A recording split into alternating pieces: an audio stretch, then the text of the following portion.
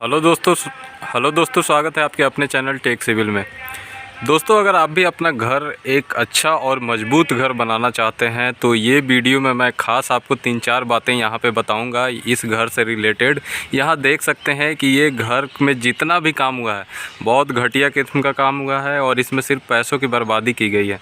यहाँ 1-2 important point जो मैं आपको दिखाना चाहता था। पहली बात ये दिखाना चाहता था कि जो आप यहाँ मेन गेट देख रहे हैं, मेन गेट के ऊपर आपको ये जो बीम दिखाई दे रहा है, ये बीम की सबसे पहले मैं आपको चौड़ाई और गहराई यानी कि जो बीम का ये जो साइज़ है पहले वो बता दूं। तो बीम ऐसे आपको 1 फीट ये बीम है और ऐसे जो इसकी चौड़ाई रखी गई है 9 इंच की रखी गई है।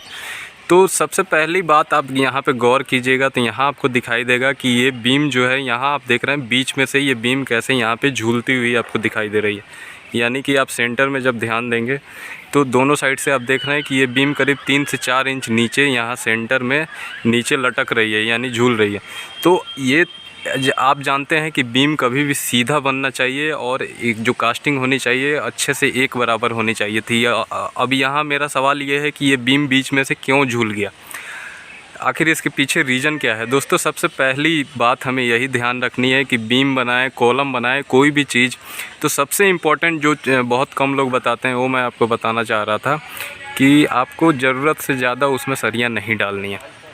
तो हम सोचते हैं कि हम अपने बीम में ज़्यादा भारी और ज़्यादा सरिया दे देंगे तो हमारा बीम मजबूत हो जाएगा, लेकिन ऐसा नहीं है दोस्तों। अगर ज़रूरत से ज़्यादा आप बॉटम में या टॉप में सरिया भी दे देते हैं बीम में या कॉलम में तो वहाँ से भी वो फटने का चांस होता है और फिर वहाँ से लोड वहाँ पे बीम पे ज़्यादा अगर गलत सरिया आप डाल देंगे। जैसे आप जानते हैं कि बॉटम में ज़्यादा सरिया दिया जाता है बीम के और टॉप में जो टॉप है वहाँ पर हम कम सरिया देते हैं और यहाँ पर उल्टा सरिया बांध दिया गया है, टॉप में ज़्यादा दिया गया है, बॉटम में कम दिया गया है। तो यहाँ पे एक तो लोड आपको वो डेड लोड ये बीम पे पड़ रहा है जिससे ये नीचे झूलता हुआ नज़र आ रहा है। दूसरी चीज़ ये की गई है कि जब इसकी कास्टिंग की गई है, बीम जैसे दोनों साइड सपोर्ट है लेकिन बीच में जो है इसका कोई यहाँ पे सपोर्ट नहीं है, तो ये 12 फीट का यहाँ पे स्पैन देखने को मिल रहा है। तो ये जो कास्टिंग की गई है दोस्तों, ये कास्टिंग के बाद इनकी जो शटरिंग, जो इन्होंने शटरिंग लगाया होगा, बल्ली लगाया होगा, पहली बात कि बल्ली को उन्होंने अच्छे से सपोर्ट नहीं दिया होगा।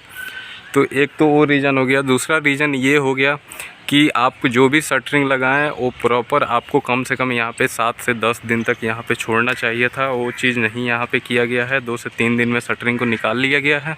उस वजह से भी यहाँ पे बीम हमारा लटक जाता है, झूल जाता है। प्रॉपर आप उसको स्ट्रेंथ नहीं गेन करने दीजिएगा तराई करके, और उसको कम से कम आपको हफ्ता दिन तराई करनी है, फिर बल्ली आपको छोड़नी है हफ्ता 10 दिन, तब जाके वो बीम अपना स्टेबल रहता। दूसरी चीज़ और एक चीज़ इम्पोर्टेंट ये मैं बताना चाह रहा था कि दोस्तों आप देख रहे हैं कि यहाँ पे जो इनकी कॉलम की कास्टिंग की गई है, यहाँ नीचे से आप ध्यान देंगे तो ये देखिए आप 3 पार्ट में कॉलम की नीचे से जब आया तो यहाँ एक पार्ट जहाँ पे इनका फाउंडेशन अब बन ख़त्म हो रहा है, यहाँ फिर यहाँ से आगे बढ़ रहे हैं तो दूसरा यहाँ पे इनका कॉलम का छोटा सा एक पार्ट ढलाई किया गया है, फिर ऊपर जाके तीसरा, फिर यहाँ पे आपको चौथा बीम का कनेक्शन के लिए। फिर ऊपर आप जब ध्यान देंगे तो मैं आपको और दिखा दूँ अच्छे से, जब ऊपर आप ध्यान देंगे तो यहाँ पे आप देख सकते हैं कि ऊपर का अलग एक पार्ट में ढलाई किया गया है और यहाँ पे इनकी कास्टिंग भी आप देख सकते हैं कि कितनी घटिया तरीके की कास्टिंग की गई है। ना ही इसमें कवर दिया गया है, ना ही अच्छे से मसाले का मिक्सिंग किया गया है। सरिया बाहर तक यहाँ दिख रहा है। यहाँ फिर अगर ये छोड़ भी दिए तो बाद में उसी टाइम जब ये अपना फर्मे खोले थे या प्लाई बोर्ड खोले थे तो उस टाइम इसको रिपेयरिंग करके ढक देना चाहिए था। अब यहाँ से इनका ये सरिया ख़राब हो रहा है, जंग लग रहा है, धीरे धीरे हमारा स्ट्रक्चर ख़राब हो रहा है।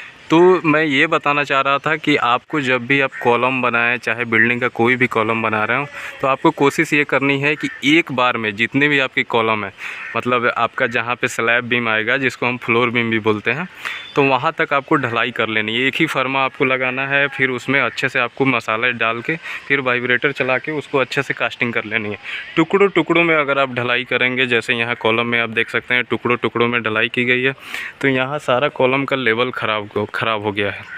मैं और नज़दीक से आपको दिखा दूं, जैसे इस साइड का आप देख रहे हैं, यहाँ आप देख सकते हैं ये एक पार्ट यहाँ से लाया गया है। यहाँ देख सकते हैं ये यहाँ से दूसरा पार्ट तैयार किया गया है, पिलर का फिर अलग से कास्टिंग किया गया है। तो ये देख सकते हैं ये एक से 1.5 इंच यहाँ पे ये फिर पिलर यहाँ बाहर निकल रहा है और इसकी आप कास्टिंग देख सकते हैं। फिर ऊपर में ये देख रहे हैं कितने जगह हनीकॉम्ब बन रहा है। फिर जहाँ पे ये बीम हमारा ये मेन गेट के ऊपर आ रहा था, वहाँ उस जॉइंट के बाद जो अलग से फिर पिलर के यहाँ पे कास्टिंग की गई है, वो भी आप देख सकते हैं कितनी गंदी तरीके से कास्टिंग की गई है। यहाँ पे इनको कवर ब्लॉक यूज करके वाइब्रेटर चला के और अच्छे से फिर उसको कास्टिंग करनी चाहिए थी। यहाँ बहुत ही गंदे तरीके का काम किया गया है। दोस्तों मैं उम्मीद करूँगा कि आप अपने घर में जब भी अपना ये पिलर का या बीम का काम करवाएं तो आप शटरिंग कैसे लगानी है, कॉलम की कास्टिंग कैसे करनी है, बीम की कैसे करनी है, सरिया बीम में कैसे बांधनी है, ये सारी चीज़ों को ज़रूर पहले से पता कर लेंगे, उसके बाद काम कराएंगे। क्योंकि दोस्तों ऐसे पैसे वेस्ट करने से और घर बनाने से मेरे हिसाब से तो कोई फ़ायदा है नहीं। कि यहाँ पे देख सकते हैं ऊपर मैं आपको और छज्जे में भी दिखा दूँ तो यहाँ देख रहे हैं कैसे यहाँ पे हनीकॉम्ब, यहाँ जो हमारा छत का स्लैब का ये फ्लोर बीम है, फिर ये हमारा कॉलम है, वहाँ पे भी अंदर यहाँ पे मसाला ही नहीं घुसा है, वहाँ हनीकॉम्ब दिख रहा है।